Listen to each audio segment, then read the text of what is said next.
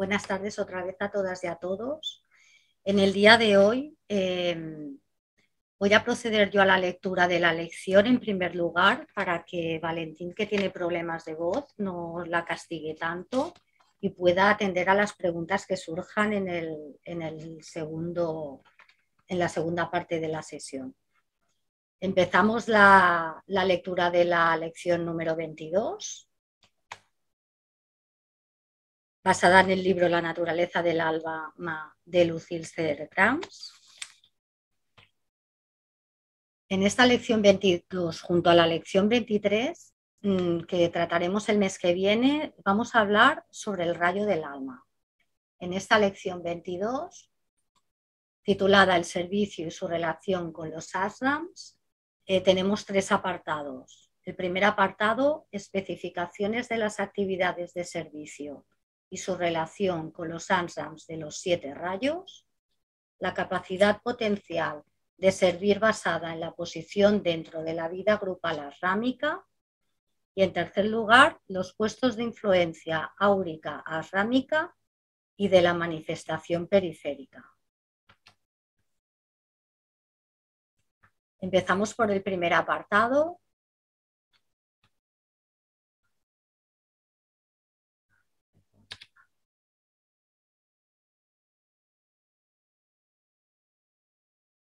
A medida que el discípulo probacionista se prepara para la iniciación, 3 temas de gran importancia para él exigen su atención casi simultáneamente. En principio, estos temas parecen no tener relación entre sí y resultan casi incomprensibles para la conciencia cerebral, pero constituyen el siguiente campo de conocimiento que debe explorar y dominar para conseguir un nuevo crecimiento.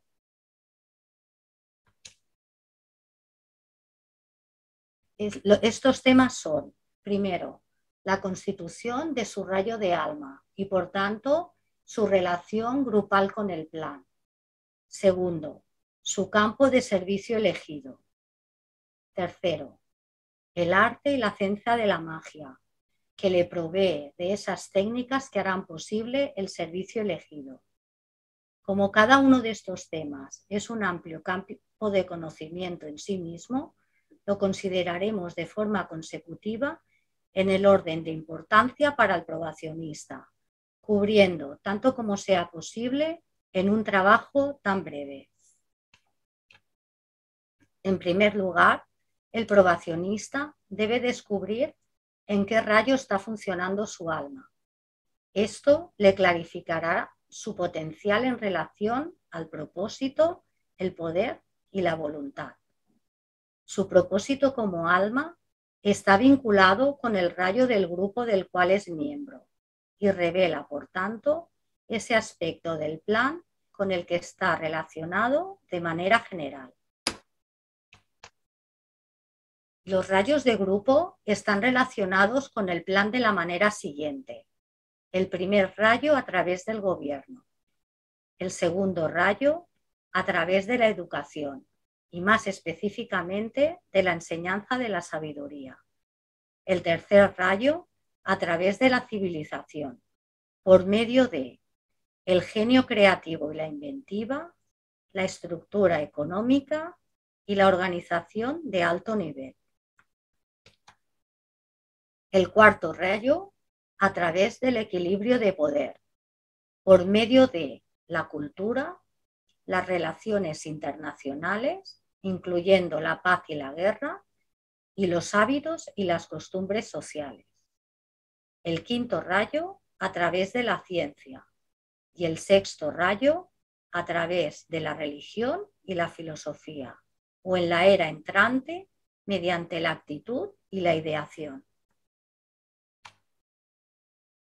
Por último, el séptimo rayo a través de la civilización, por medio de la sabia manipulación de la forma en los campos de la ley y el gobierno, la educación, la organización y la economía, la sociología, la ocultología, la religión y la filosofía, la parapsicología, la psiquiatría y la alquimia espiritual.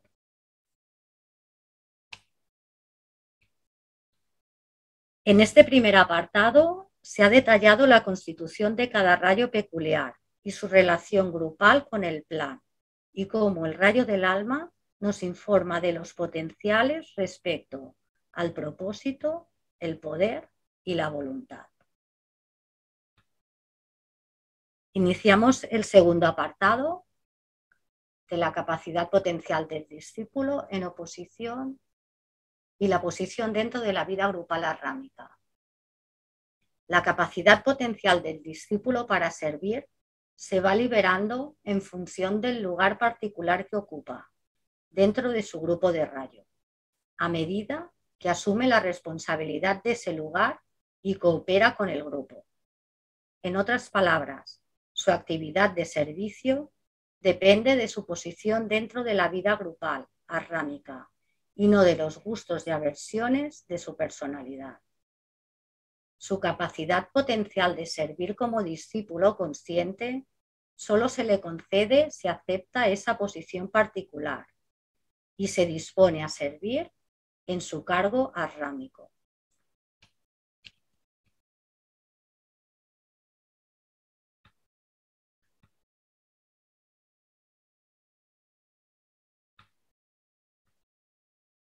Este es un concepto novedoso y de los más importantes que a menudo el futuro discípulo pasa por alto. Cada uno ha construido un espejismo alrededor del concepto de servicio de acuerdo a su evaluación emocional del mismo. El discípulo considera lo que debería hacer o no y llega a aquello para lo que piensa que está particularmente preparado, desde una polarización astral basada en sus gustos y aversiones.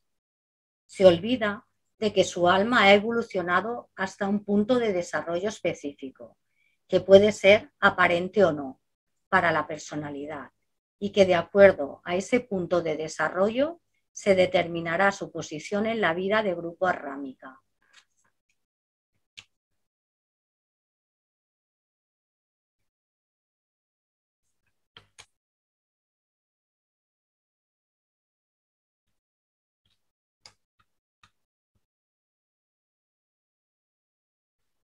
La vida grupal arrámica existe en la conciencia de sus miembros.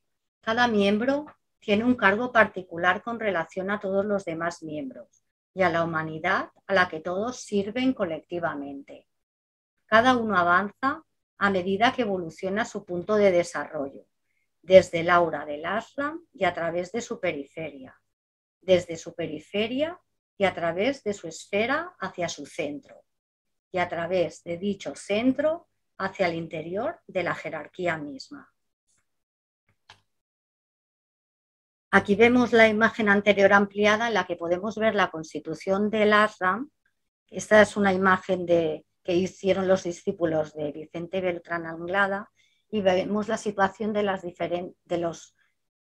diferentes personas en los círculos concéntricos que llegan hasta el maestro. Entonces, cada miembro pasa de un cargo a otro asumiendo su responsabilidad consecutivamente, hasta que su deuda kármica con la humanidad haya sido cancelada y queda libre de elegir su camino de servicio hasta el Cristo cósmico.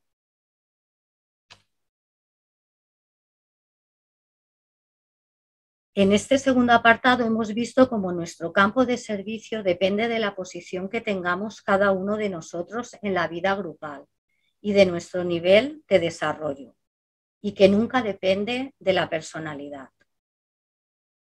Pasamos al tercer y último apartado, que son los puestos de influencia áurica, ashrámica y de la manifestación periférica. ¿Cuáles son algunos de estos cargos o puestos? En estos momentos solo nos conciernen los rasgos generales de dos de ellos, y son, primero, el puesto de influencia áurica ashrámica. Este cargo lo ocupan todos los probacionistas, cada uno en su lugar específico, que constituyen el aura del ashram. En otras palabras, ellos han sido atraídos al campo magnético y radiante del ashram, y según orbitan en la periferia de dicho campo, constituyen su influencia áurica en los 3 mundos inferiores. Su principal tarea es ser portadores y transmisores de la cualidad tonal del ashram a su particular esfera de influencia, y lo hacen a través de su correcta aspiración al servicio, su alineamiento con el ashram y la aplicación de los principios ashrámicos en sus vidas diarias. Los probacionistas que detentan este puesto se están preparando conscientemente para la tercera iniciación. En segundo lugar, el puesto de manifestación periférica. Este puesto es detentado por todos aquellos probacionistas que están en proceso de atravesar la periferia del ashram. Su tarea es transmitir a través del aura esas potencias superiores, tanto en forma de energía como de concepto, con las que son impresionados hacia la red etérica de la humanidad. Están en proceso de recibir la tercera iniciación y la completan a medida que realizan con éxito la actividad de servicio elegida y se mueven dentro de la periferia como discípulos aceptados de la jerarquía. A través de su servicio subjetivo y objetivo, ellos deben manifestar desde la periferia algún pequeño aspecto del plan en la vida y asuntos de la humanidad.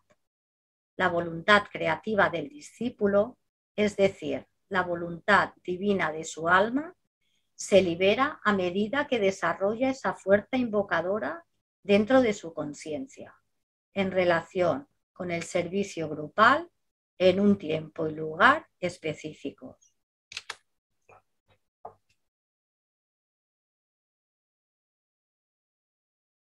Aquí volvemos a tener un nuevo concepto en lo que se refiere al servicio, y sin embargo se ha dicho frecuentemente.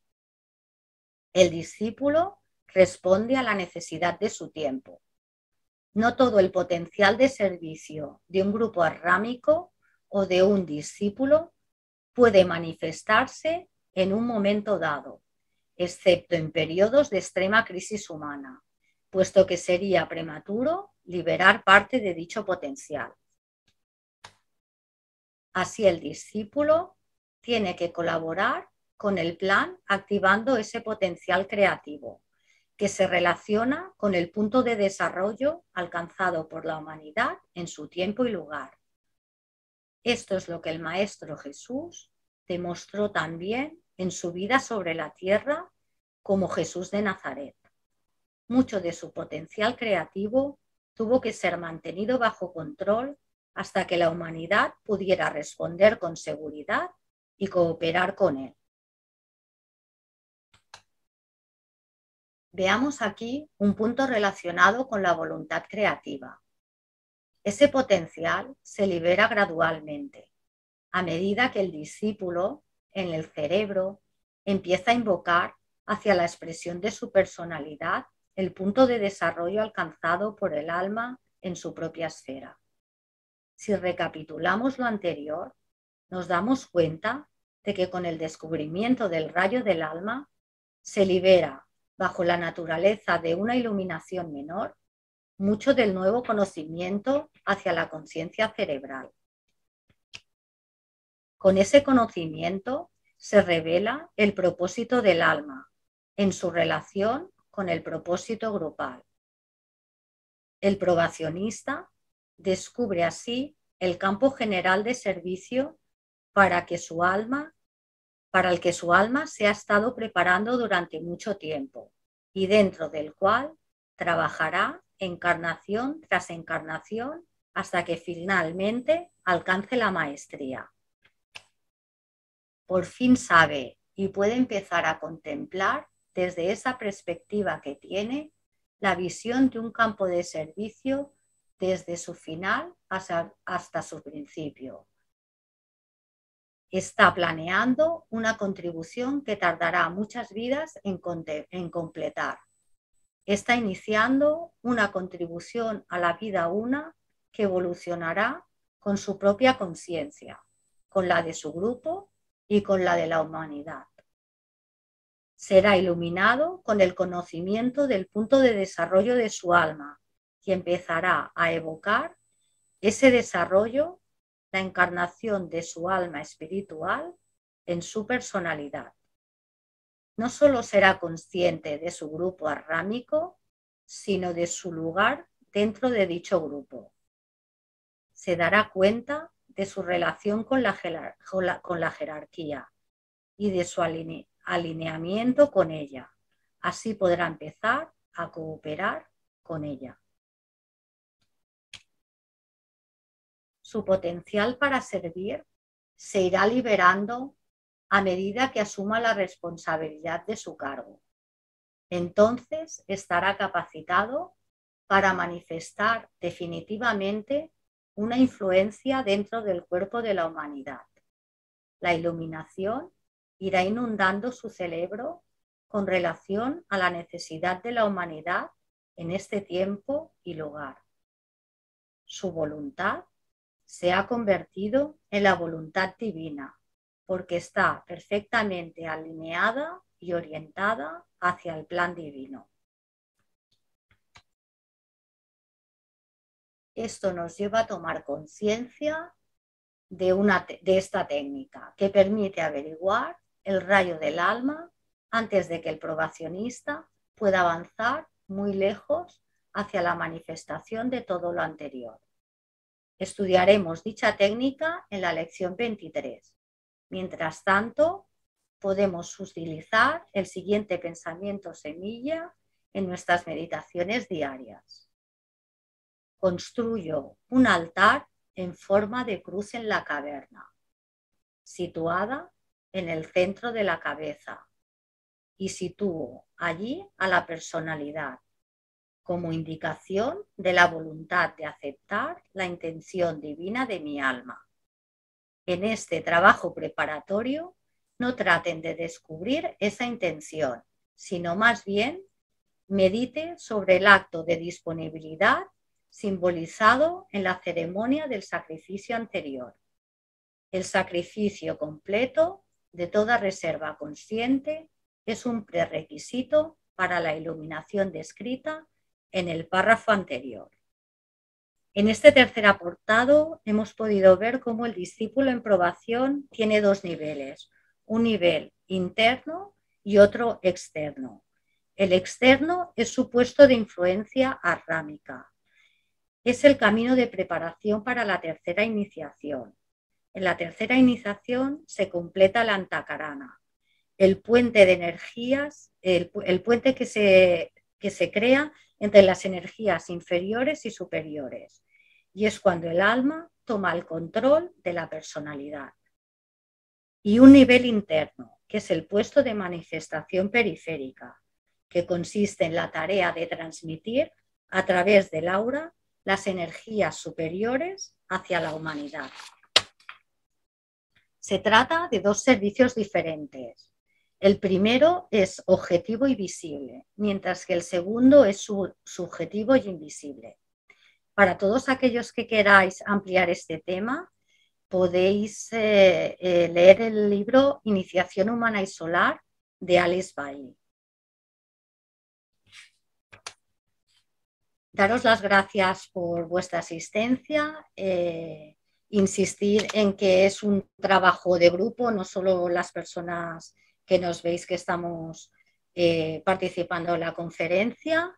Y ahora dejo ya de compartir para que podáis, os voy a reactivar los micros.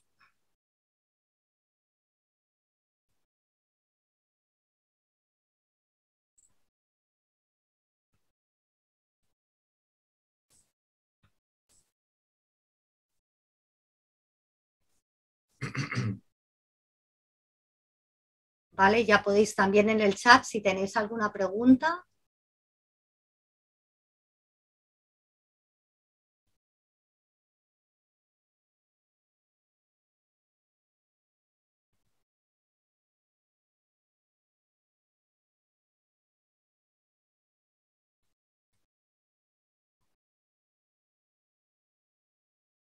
Vale, pues ya podéis reactivar los micros.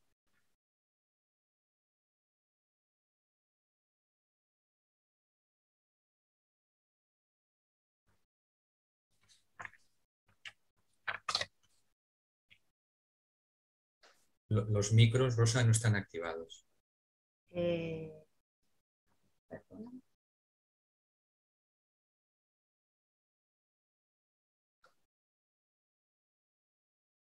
Sí, lo tengo.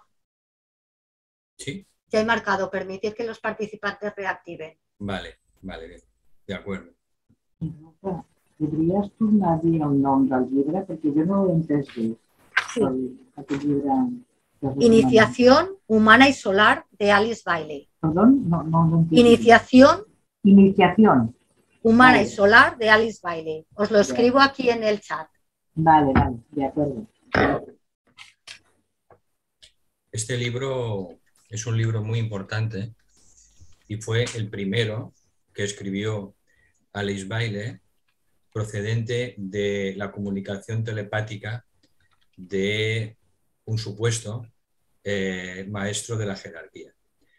Fue el primer experimento telepático de Alice Bailey. Alice Bailey formaba parte de uno de los 10 grupos simientes de la nueva era, que es el grupo simiente que se llama de los comunicadores telepáticos.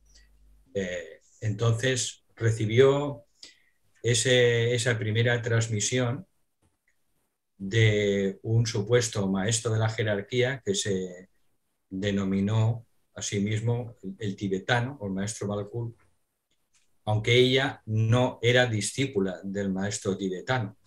Ella era una discípula aceptada del maestro Kutumi. Sin embargo, pues un día, algo parecido a lo que le ocurrió posteriormente a Lucille Hederkrans, escuchó una voz dentro de su cabeza y le dijo si quería hacer una actividad de servicio para la jerarquía y que se lo tomara como un experimento y que luego esa transcripción de la voz que oía en su cabeza, que la podía compartir con sus amigos teósofos, porque Alice Bailey era teósofa, y si estaba de acuerdo, le parecía coherente, que podía entonces seguir en ese servicio de transmisión de la sabiduría procedente de la jerarquía. Entonces Alice Bailey tenía bastantes recelos de todo el tema psíquico, como es natural, pero una vez que acabó toda la transmisión de este libro, se lo enseñó a sus amigos y amigas teósofas, ¿no?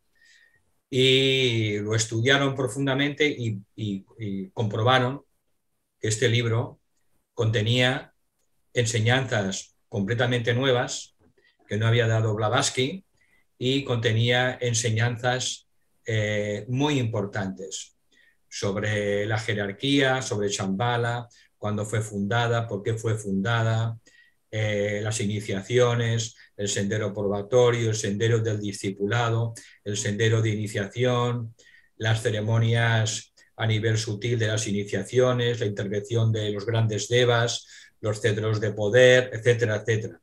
De manera que este libro se considera una joya esencial que un día hay que leer, porque es, aparte de ser el primer libro que transmitió el tibetano, pues produce una gran iluminación y una expansión de conciencia en nuestra manera de ver la vida y el mundo y nos aproxima a la visión que tiene la jerarquía. Entonces, este libro es un libro más que recomendable que se estudie en un momento u otro en el que tengamos tiempo y disposición.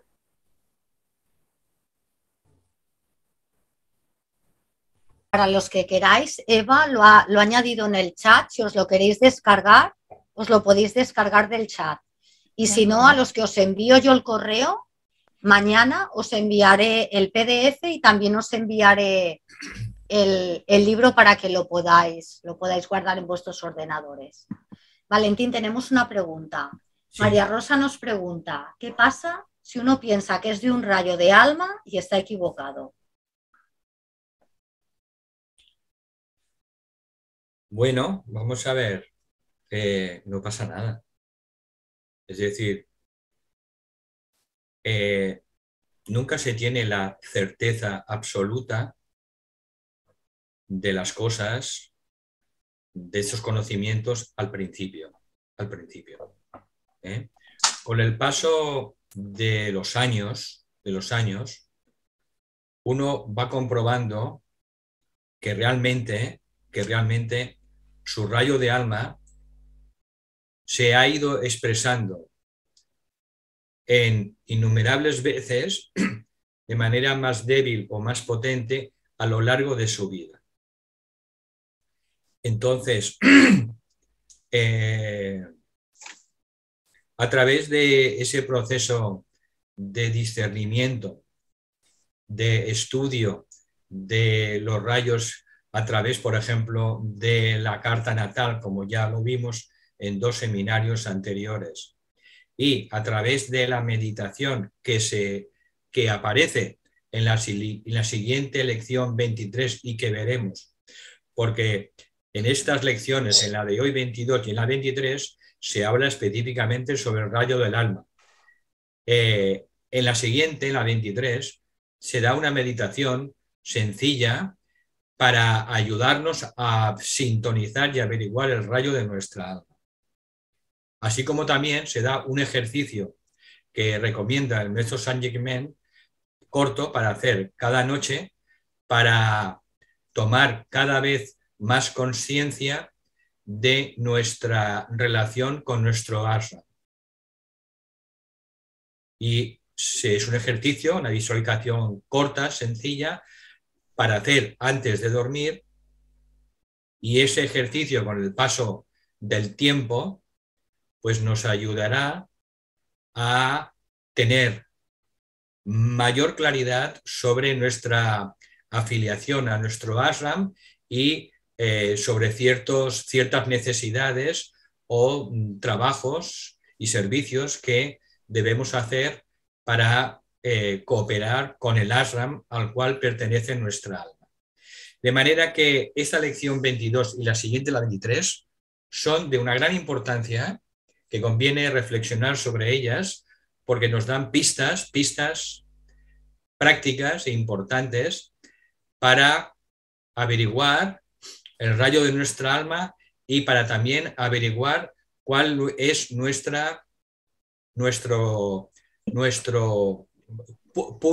punto de evolución en el que nos encontramos dentro del propio ashram.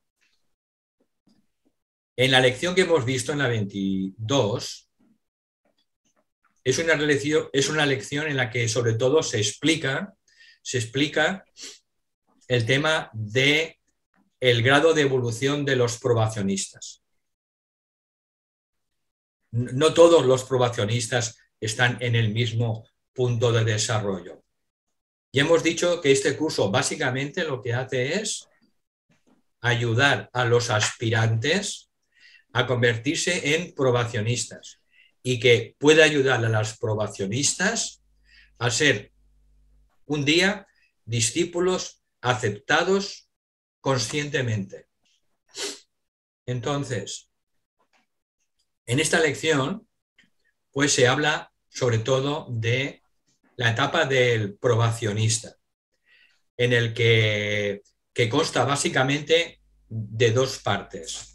Una es la influencia áurica ashrámica que llama, y es que el probacionista pertenece a esa aura del ashram, pero todavía no es consciente de cuál es su nivel y su trabajo dentro del conjunto del trabajo ashrámico.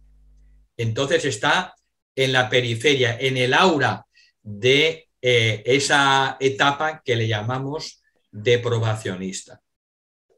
Por tanto, se está preparando para alcanzar la tercera iniciación, se está preparando, y el probacionista pues como ya hemos dicho muchas veces, sujeta su vida básicamente al triángulo que ya conocemos: meditación diaria, servicio, compartir los talentos y los dones, y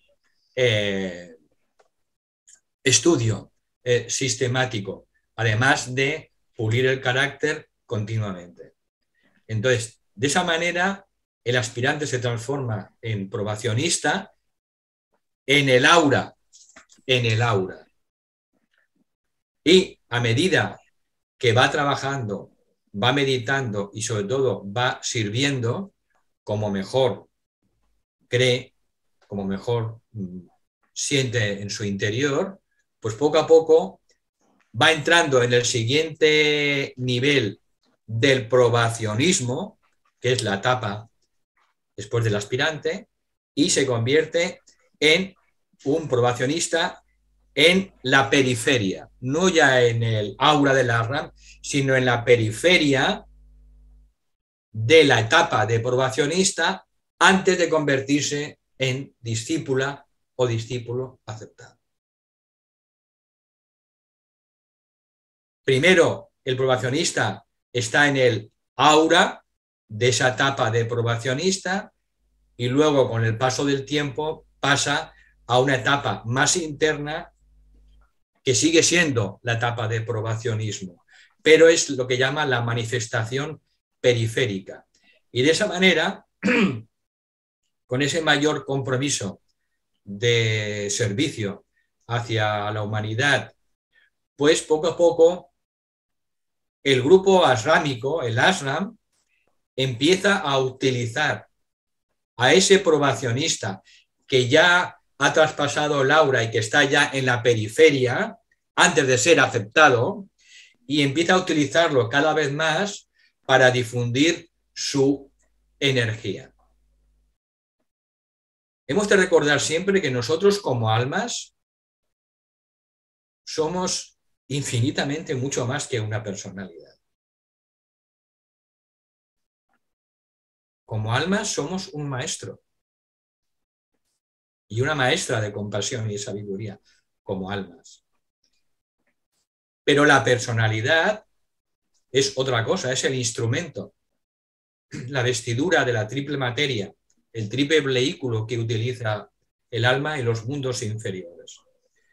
Entonces, con ese proceso lo que se intenta es que el probacionista vaya tomando conciencia de cuál es su lugar dentro del grupo ashrámico del ashram. Porque no existe lo del discipulado individual. Eso es un espejismo. Solo existe el discipulado grupal. Porque nuestra alma tiene conciencia de grupo y forma parte de ese grupo ashrámico, ese ashram de sabiduría o de transmisión de las energías divinas. Entonces, en la etapa de probacionismo vamos tomando conciencia poco a poco de cuál es nuestro lugar dentro del ashram, poco a poco. De aquí que en la siguiente lección pues se dé una meditación para averiguar el rayo de nuestra alma, si tenemos todavía alguna duda, y también se da ese ejercicio para hacer corto antes del sueño, para conectarnos con nuestro ashram y recibir más y más, cada vez más información. Una vez que el probacionista llega al final de ese proceso de la periferia de la etapa de probacionista, entonces es cuando pasa a la siguiente etapa, que es la de discípula o discípulo aceptado. Toma conciencia de que es un discípulo o una discípula, conscientemente lo sabe, en el ashram del maestro. Hay un libro, si tenéis tiempo, que yo os recomiendo, que fue creo que fue el primer libro de Vicente Beltrán Anglada, que se llama La jerarquía, los ángeles solares y la humanidad. En este libro, Vicente Beltrán Anglada explica, porque él era un discípulo aceptado, consciente, un discípulo consagrado, y en ese libro, en algún capítulo inicial, él explica cuál era la composición de su grupo ashrámico, los diferentes niveles que había jerárquicos dentro de su grupo ashrámico, porque no todos los integrantes de un grupo, de un ashram, están en el mismo nivel, todos están en diferentes niveles, pero todos juntos se ocupan de realizar un servicio de acuerdo al plan de Dios, al plan divino. Todo eso lo conoce el centro del ashram, que es el maestro. Y de acuerdo a la posición dentro de ese ashram que uno ocupa según su grado de consciencia, nosotros ocupamos un punto dentro de esos 7 círculos de acuerdo a nuestro grado de conciencia.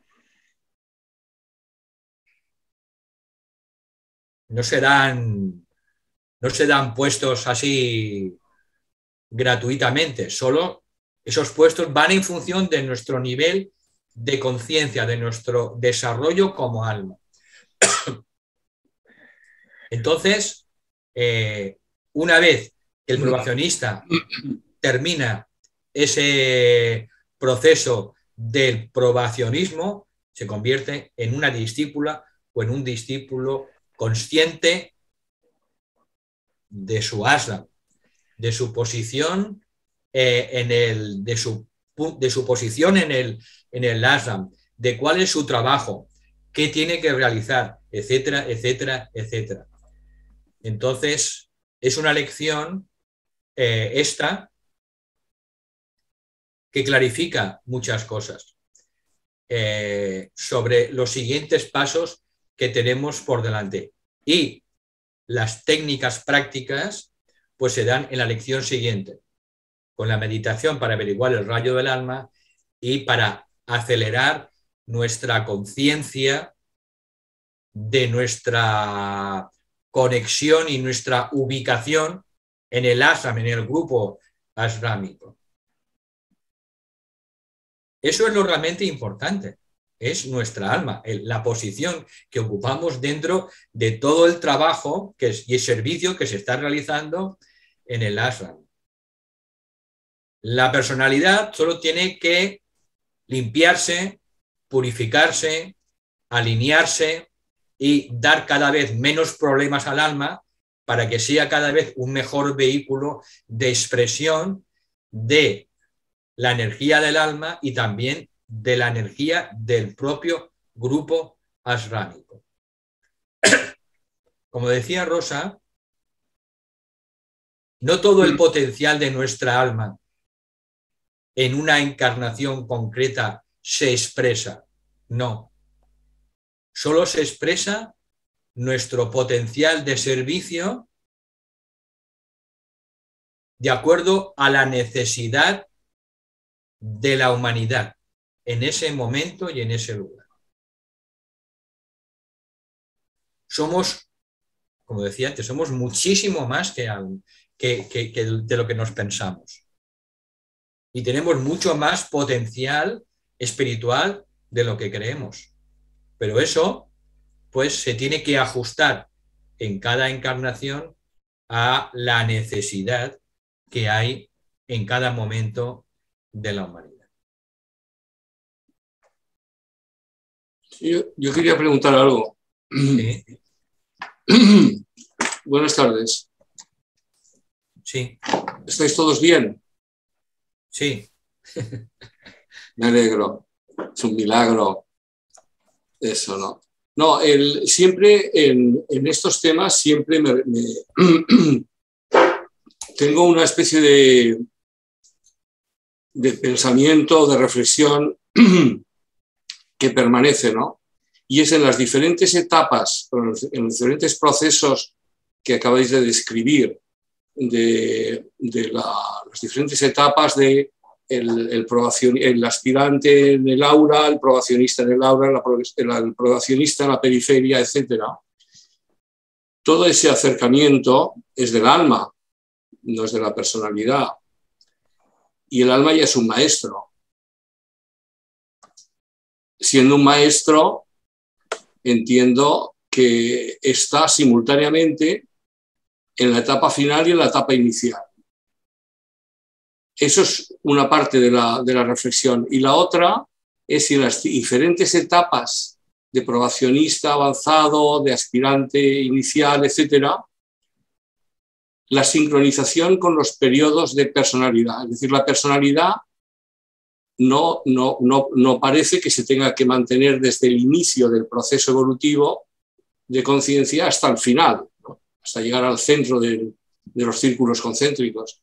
Pero sí que podría ser que en cada proceso, en cada parte de ese recorrido, la personalidad tuviera las encarnaciones necesarias para avanzar en ese proceso, ¿no? Yo recuerdo que eso en las enseñanzas de Sanat Kumara sí que estaba claro, que decía que la personalidad no era una en cada encarnación, como se podría pensar, sino que la personalidad se mantenía evolucionando durante un número de encarnaciones necesario. No sé si esa necesidad es la sincronización con las diferentes etapas de ese proceso hasta llegar al centro del círculo asrámico. Bueno, vamos a intentar aclarar alguna duda. Nuestra alma se considera un maestro en su propio plano, en el mundo del alma, en el mundo causal, en el mundo mental superior.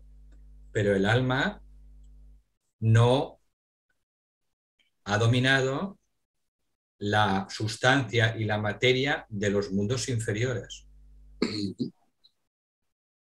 Entonces, el quid de la cuestión es que el alma tiene que conseguir el dominio y el control de la materia y los mundos, mundo mental inferior, mundo mental, mundo astral o emocional y el mundo etérico físico.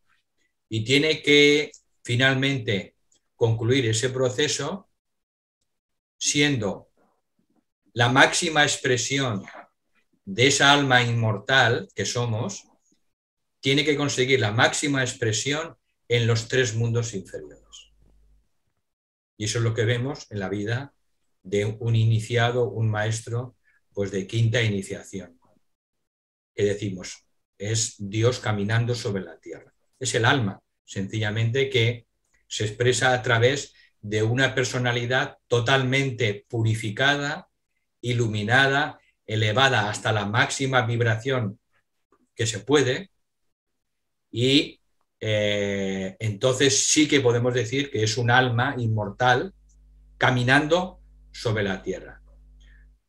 Por eso el discipulado tiene que ver sobre todo con el trabajo de la personalidad. Porque hay que elevar vida tras vida su frecuencia, su energía, hasta los máximos niveles.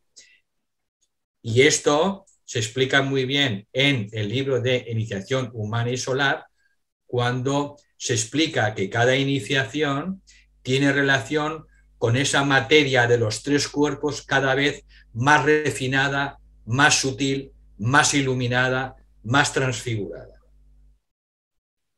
El por qué el alma tiene que hacer este proceso en la materia.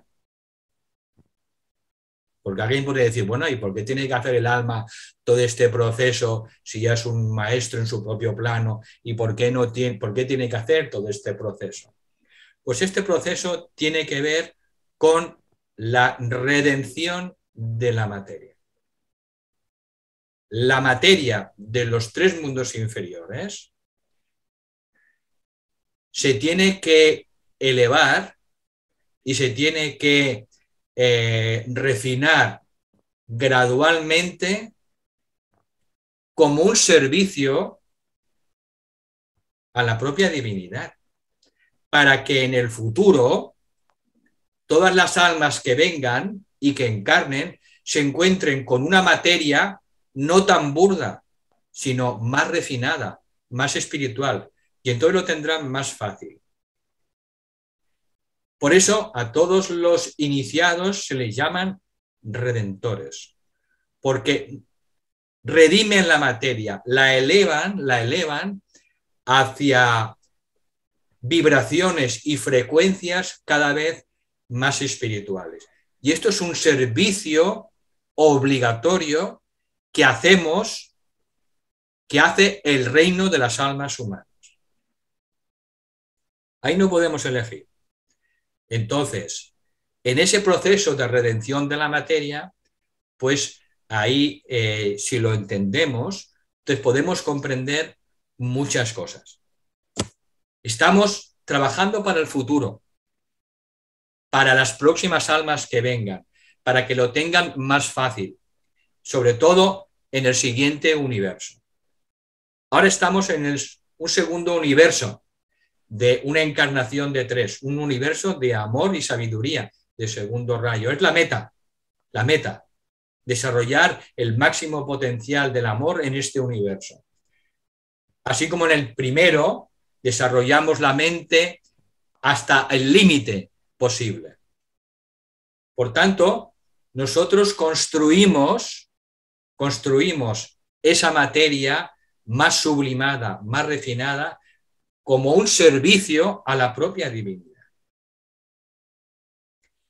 Entonces, cuando esto se liga con la sincronización de la que tú hablabas, está claro que en ese proceso de redención de la materia se va produciendo esa sincronización entre esa tasa vibratoria tan elevada del alma y esa tasa vibratoria tan baja, tan densa de la personalidad.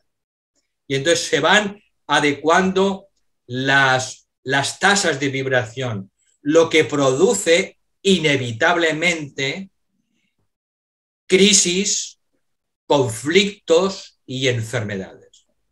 Muchas enfermedades se deben a que algo tan elevado como el alma choca con las resistencias de la materia de los 3 cuerpos. Y eso produce, evidentemente, tensión, desgarro y enfermedad. ¿Por qué un maestro que ha alcanzado la 5ª iniciación, un hombre o una mujer, ha superado la enfermedad, el envejecimiento y la muerte? Porque sus cuerpos de materia que utiliza no ofrecen ninguna resistencia al espíritu. Y eso es lo que nosotros estamos haciendo de una manera poco a poco inconsciente, pero poco a poco la vamos a ir haciendo cada vez de una manera más consciente. El servicio es inevitable. El servicio es una de las 7 leyes de la vida del alma y forma parte de la divinidad misma. Y nosotros, como hijos e hijas de Dios, también como almas, pues nuestro destino está en servir a ese plan de evolución. Por tanto,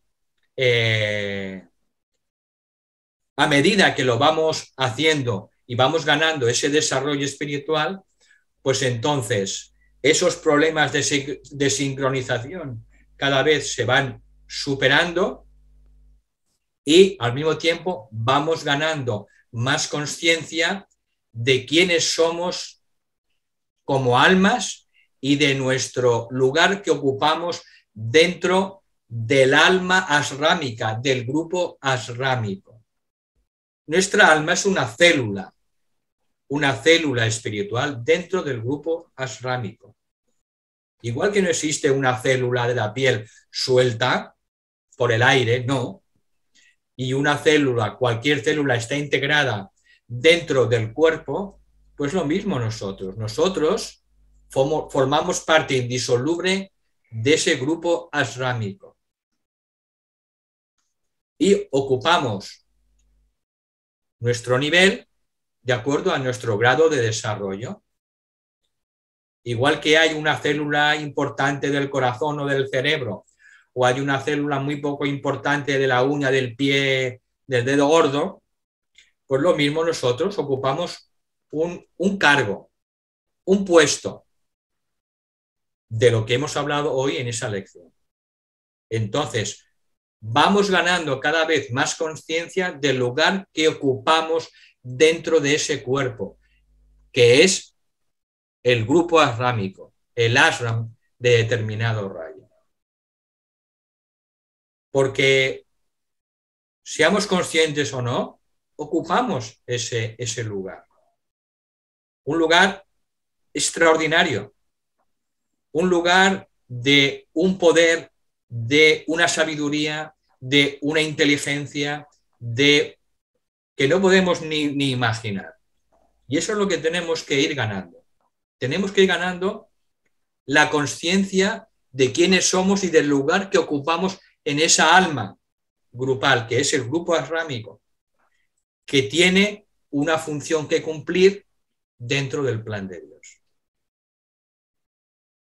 Por eso lo de que pensar a veces mi alma es un espejismo. En realidad no existe mi alma y tu alma. El tibetano lo repite muchas veces. Solo existe el alma.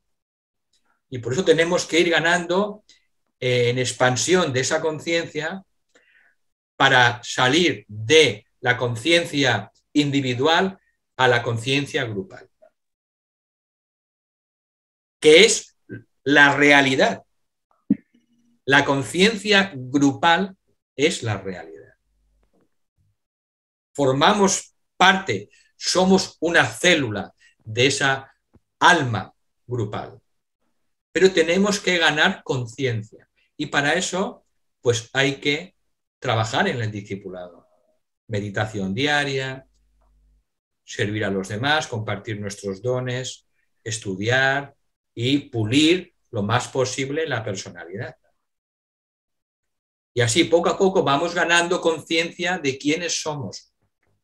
No tenemos que esperar a morirnos y hacer el viaje post-mortem, cama loca, el de Bacán y luego ir al mundo del alma. No hace falta, no hace falta. Podemos ganar la conciencia de quiénes somos como almas y el lugar que ocupamos en el ashram aquí y ahora. El ashram es un estado de conciencia. El ashram no está allí en el cielo, ¿no? Está aquí y ahora, alrededor nuestro, es un estado de conciencia.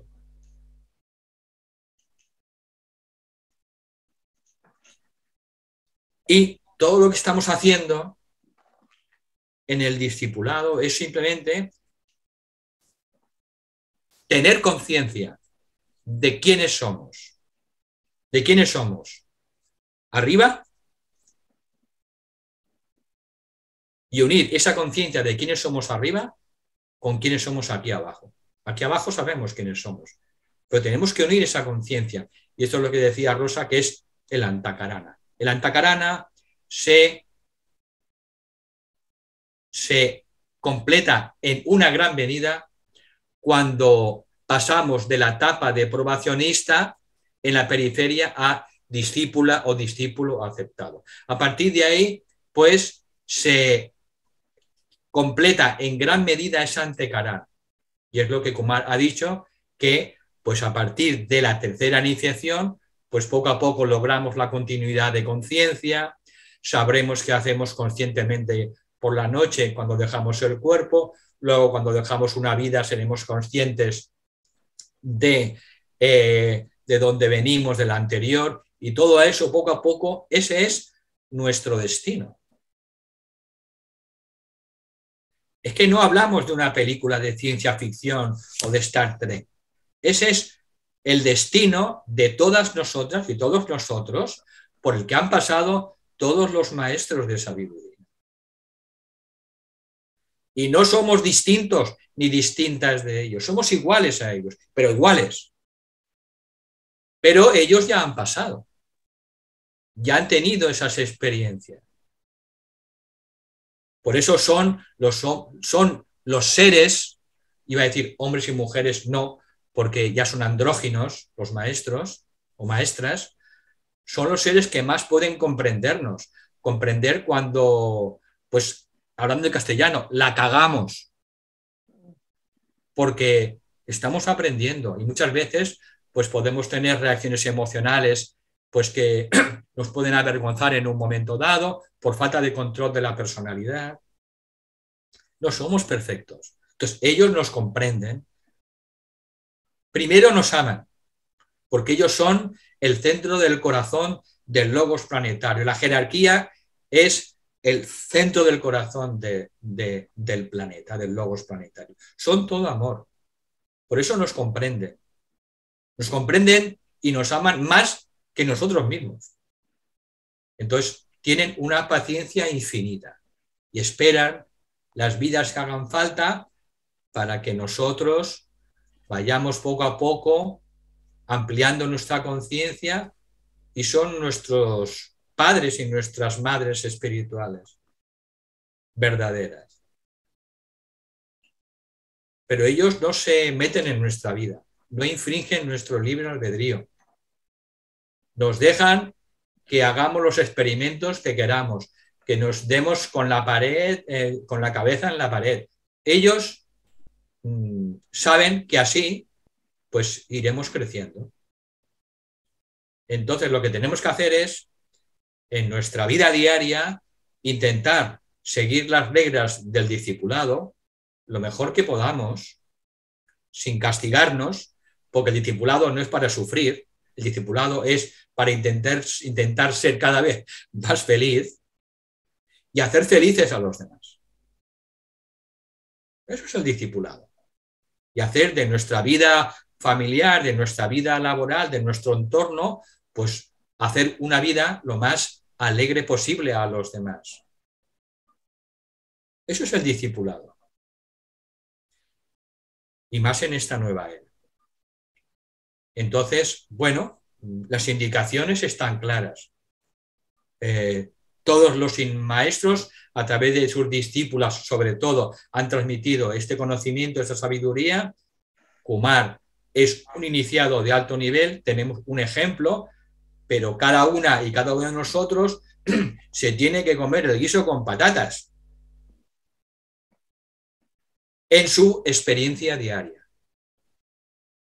Y tenemos, cada una y cada uno, tenemos las mejores situaciones y circunstancias para crecer y para superarnos a nosotros. Tenemos que vencer y superarnos en nuestras propias dificultades. Y ahí es como poco a poco nos vamos convirtiendo en maestros.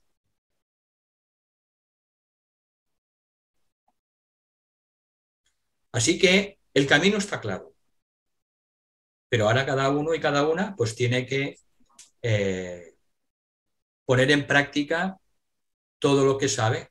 El discípulo está regido por Escorpio. El lema de Escorpio es guerrero soy o guerrera soy y salgo triunfante de la batalla. Entonces es un signo de triunfo el discipulado. ¿Por qué? Porque llevamos dentro la chispa divina. Llevamos a Cristo en nuestro interior, a Buda en nuestro interior, a Dios en nuestro interior. Y en eso tenemos que aferrarnos siempre que tengamos pues, momentos de debilidad, momentos de limitaciones, momentos en el que lo veamos pues, el panorama negro en nuestra vida interior o exterior. Tenemos siempre que agarrarnos a esa fortaleza, que es nuestra propia divinidad. Y es que a veces no terminamos de creernos de verdad que somos hijas e hijos de Dios, con todo su potencial, como almas, no como personalidades.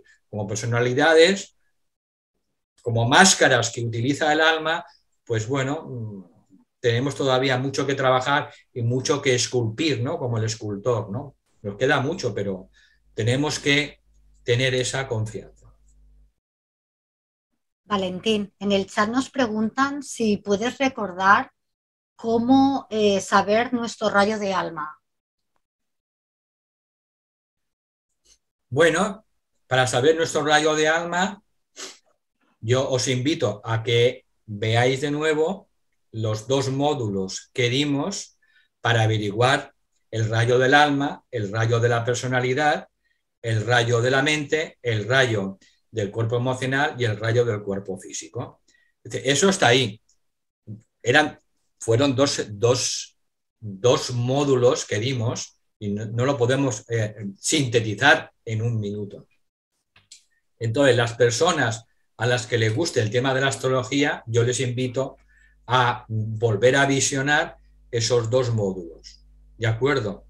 Esencialmente, a título anecdótico, el ascendente, para las personas que están ya en el camino espiritual, el ascendente encierra el rayo del alma. Para las personas que están en la rueda revertida,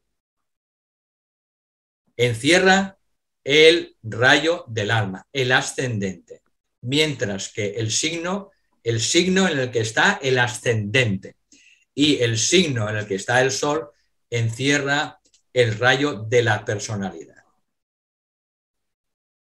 Son los 3 puntos, y abrevio, son los 3 puntos más importantes de una carta.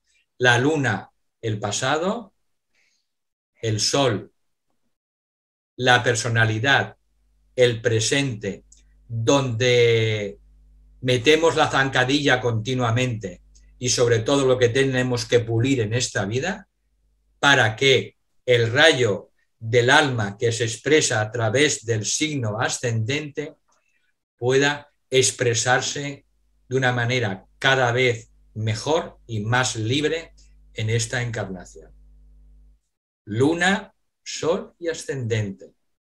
Entonces, yo os invito a que reestudiéis esos dos módulos que dimos, porque os ayudará a tener una mayor claridad.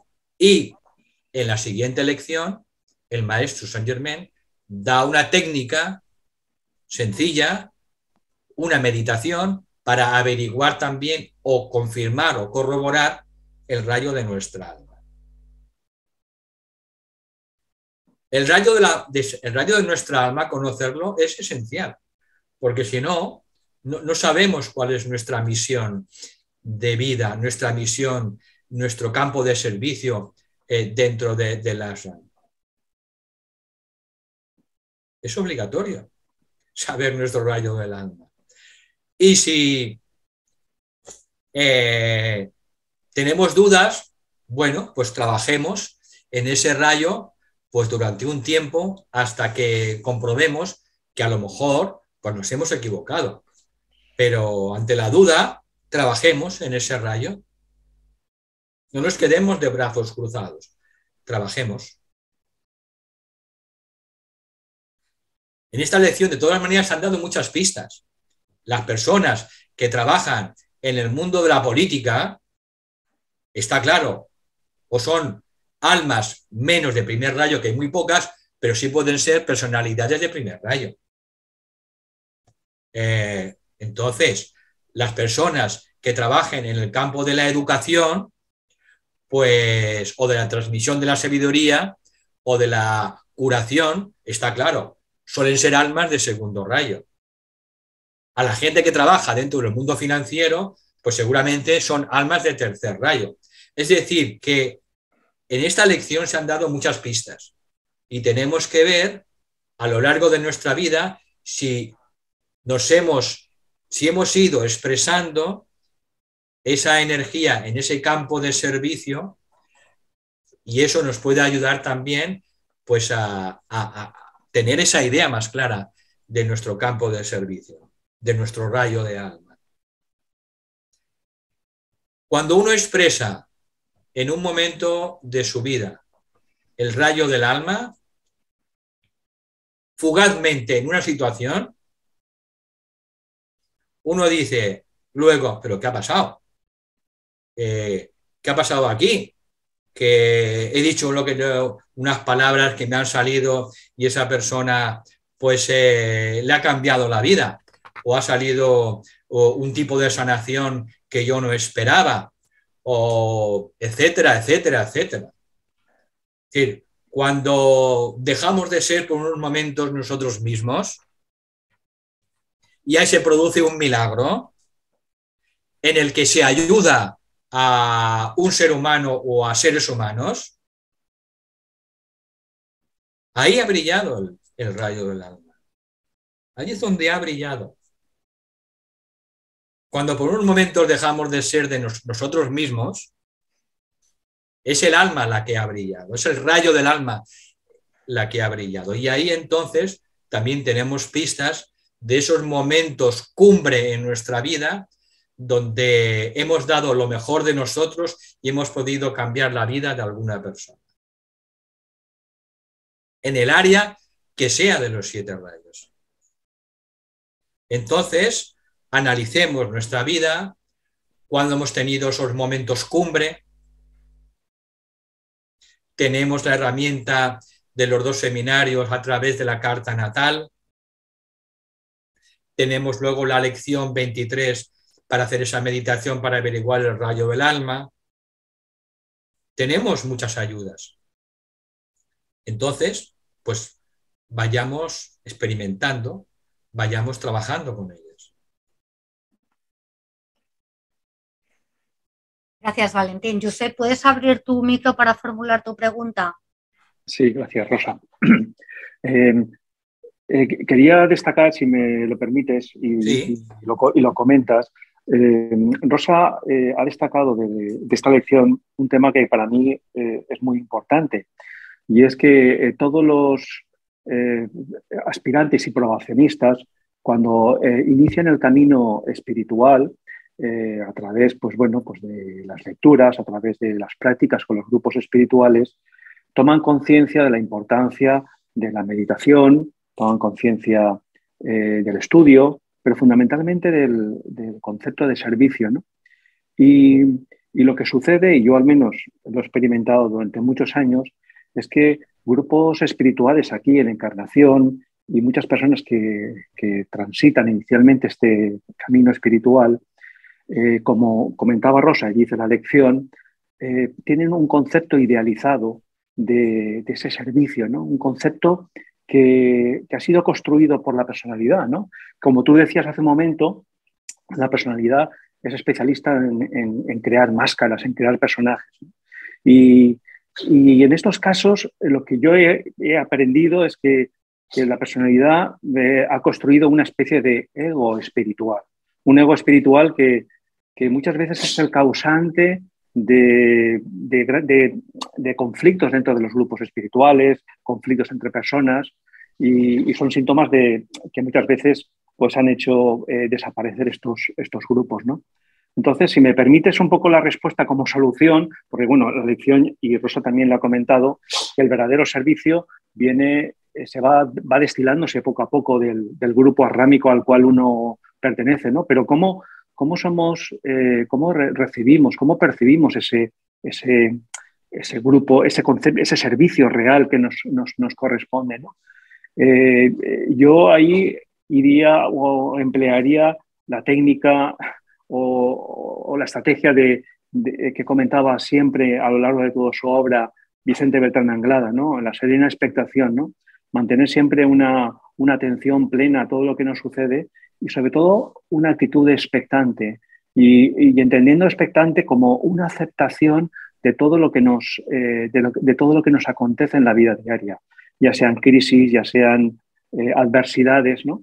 Porque muchas veces es que incluso podemos comprobar que tomamos a veces la excusa de nuestro ego espiritual para soslayar, para escapar el verdadero servicio que tenemos delante y que es a través de estas crisis y adversidades donde realmente se nos va descubriendo.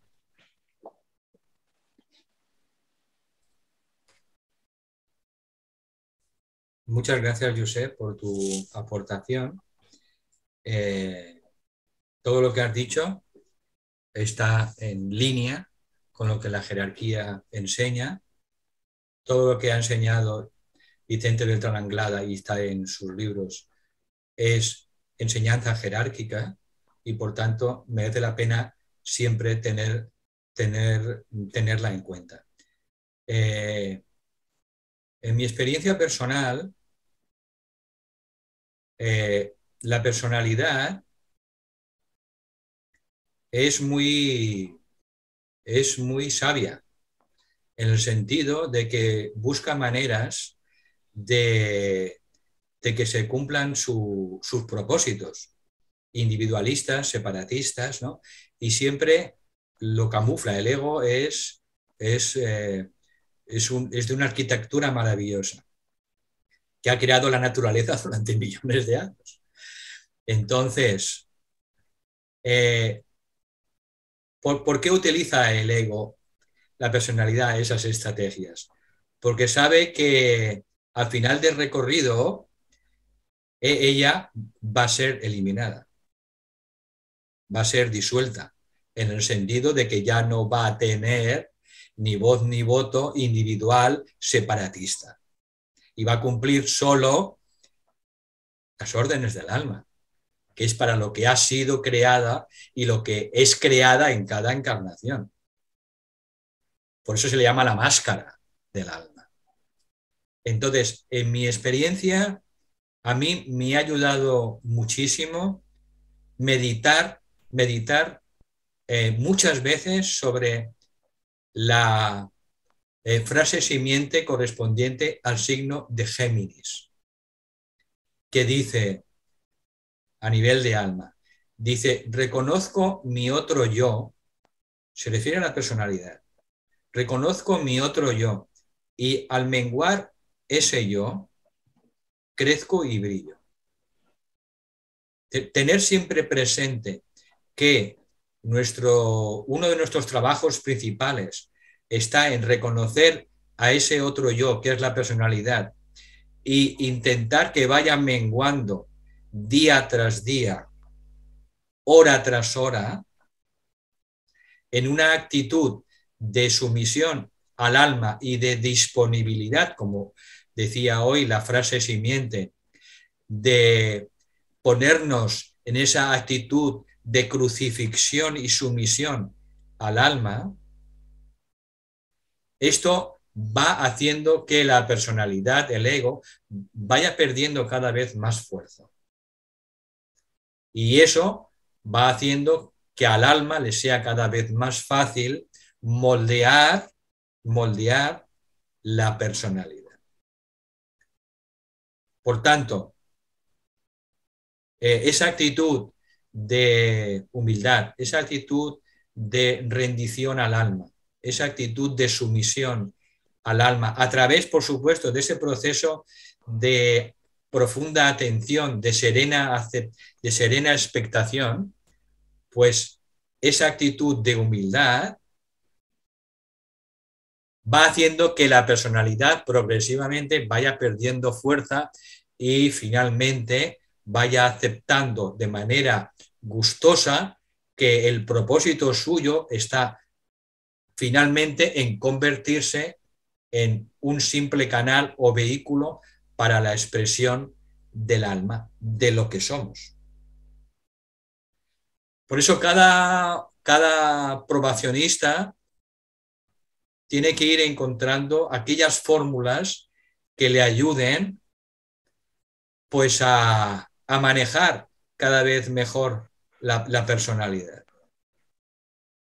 Pero está claro, todos los maestros recomiendan que tengamos esa actitud de humildad y de sumisión al alma. El tibetano también lo dice en diferentes partes de sus libros.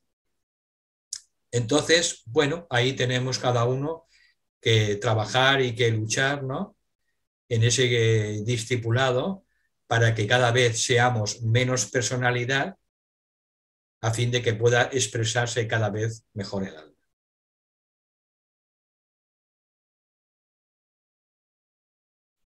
Otra pregunta, Valentín. ¿Las personas afines a un grupo, puede ser que sean todas del mismo rayo de alma? ¿La puedes repetir, por favor? Sí.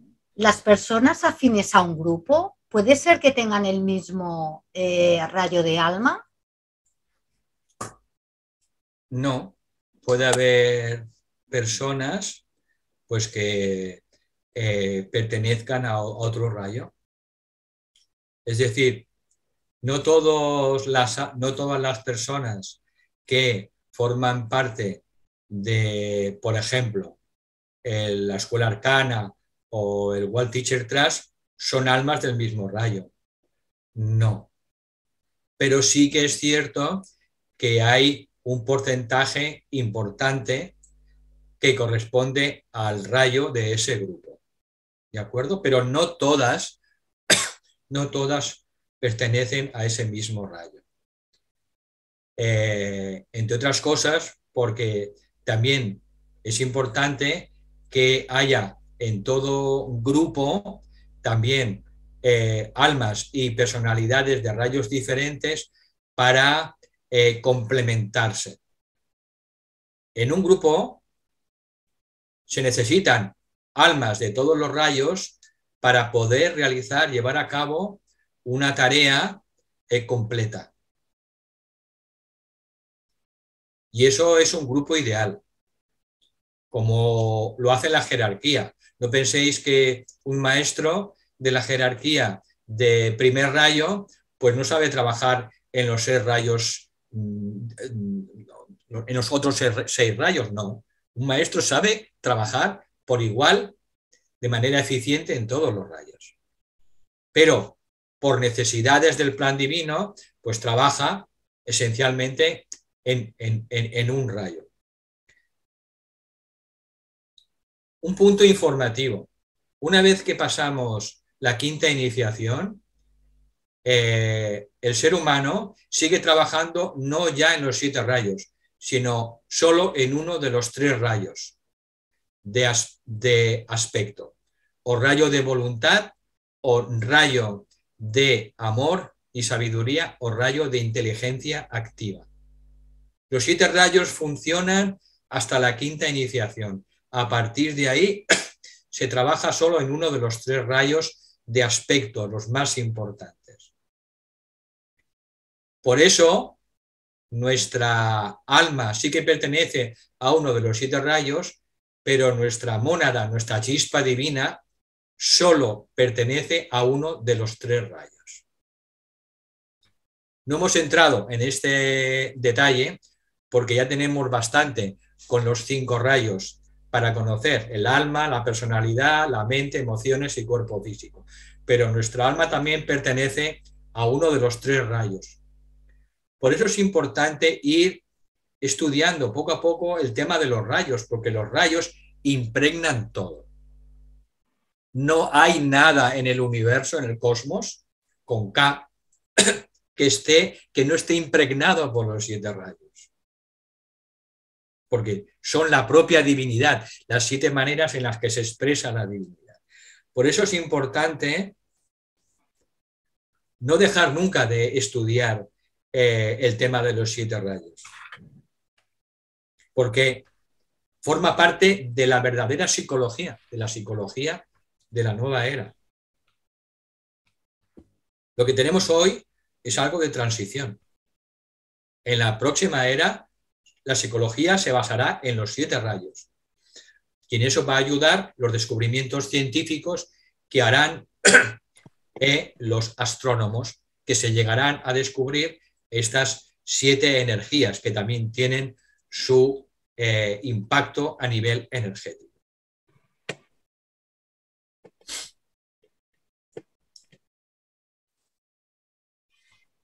Son menos 25, son menos 20. Tenemos 5 minutos. Si queréis preguntar alguna cosa más. Valentín. Sí. Buenas. Hola, Tona.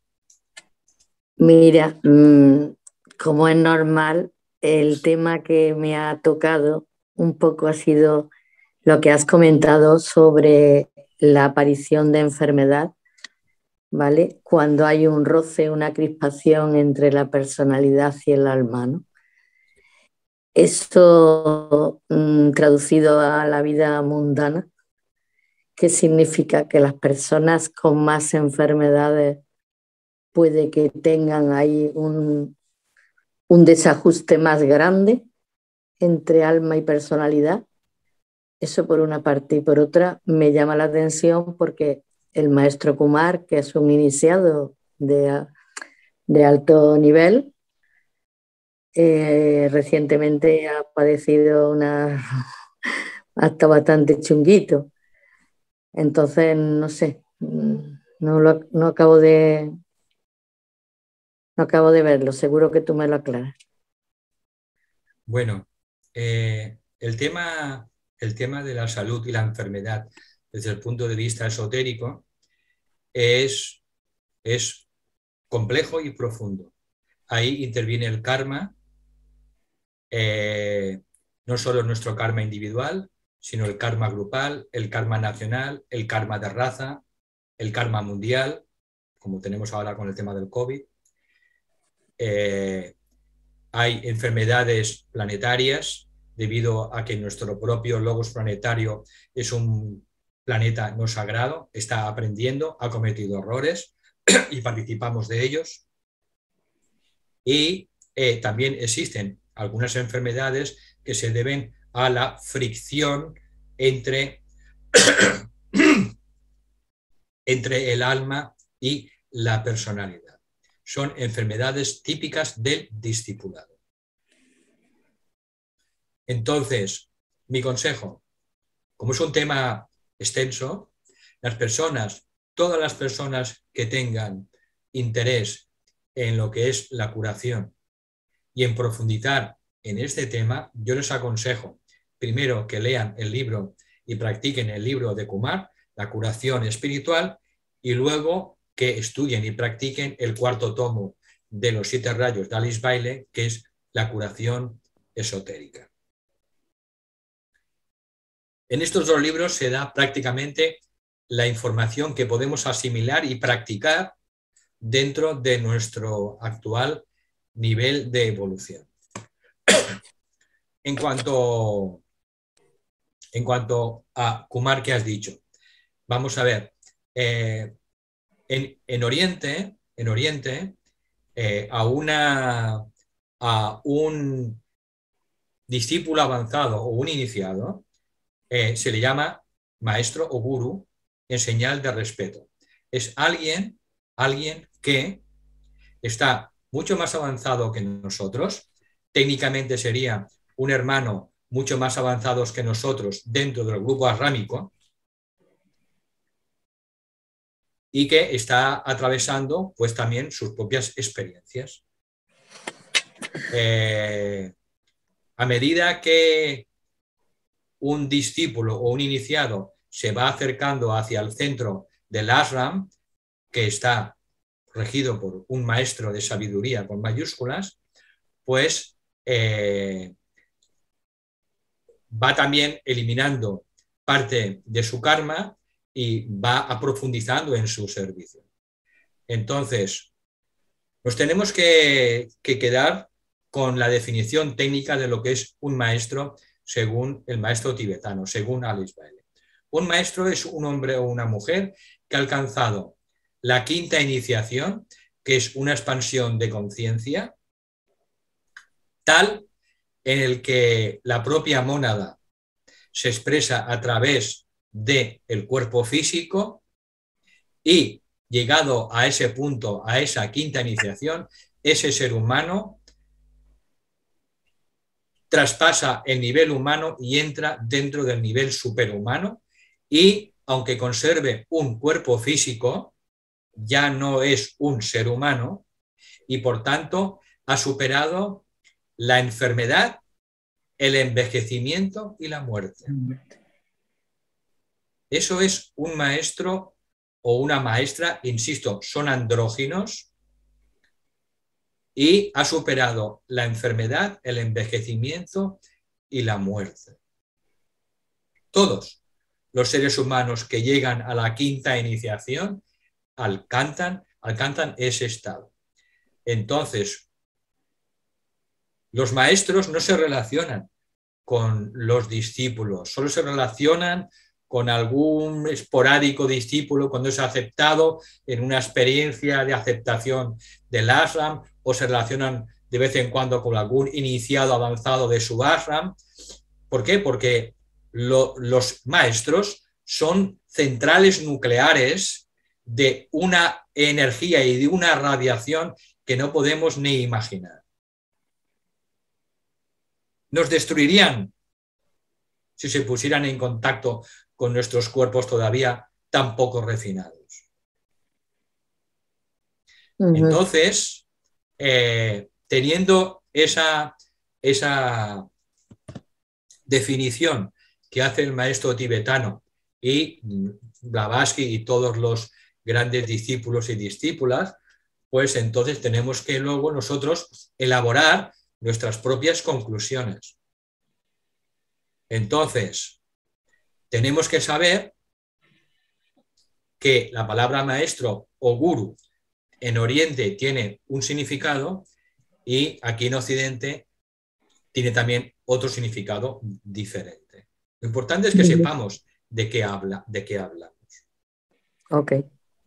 Está claro que para un probacionista, sea en el aura o sea ya en la periferia, o para un discípulo aceptado, estar en contacto con un iniciado de tercer grado ya consagrado o de un iniciado de cuarto grado que se llama un arhat,